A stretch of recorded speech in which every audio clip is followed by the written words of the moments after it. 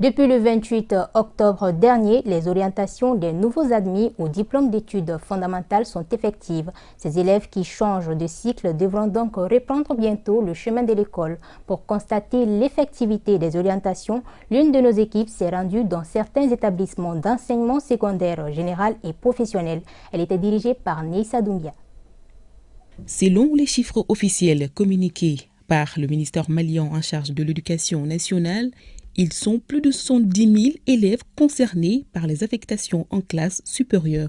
Contrairement à l'année précédente, tous les candidats réguliers ont été orientés, soit 41 000 élèves de plus.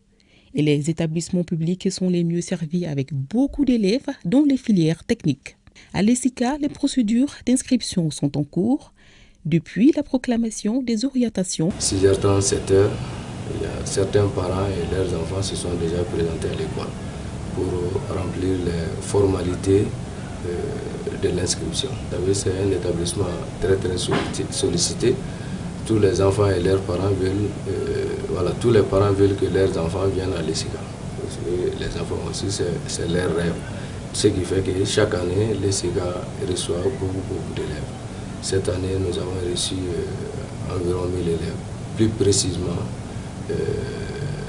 982 élèves nous avons reçus. Je suis venu chercher mes cahiers. Je suis très content d'être un élève d'ici. Au lycée Askia Mohamed, le processus d'inscription a démarré ce mercredi. Selon le directeur, les difficultés auxquelles son établissement fait face sont nombreuses, à savoir le retard des fournitures scolaires promises par l'État et le transfert des élèves selon leur localité.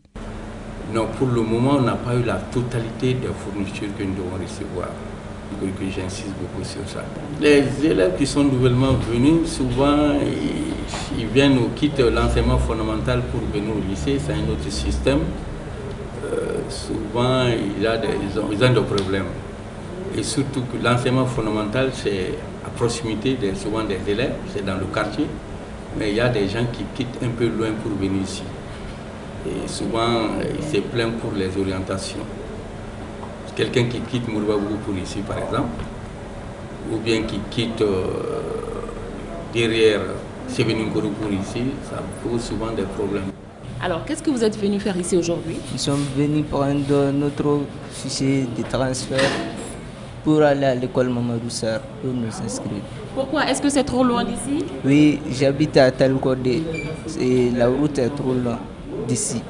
À rappeler qu'ils sont 74 375 candidats à être admis à l'examen cette année, soit un taux de réussite de 30,32% en 2023 contre 47,86% l'an dernier.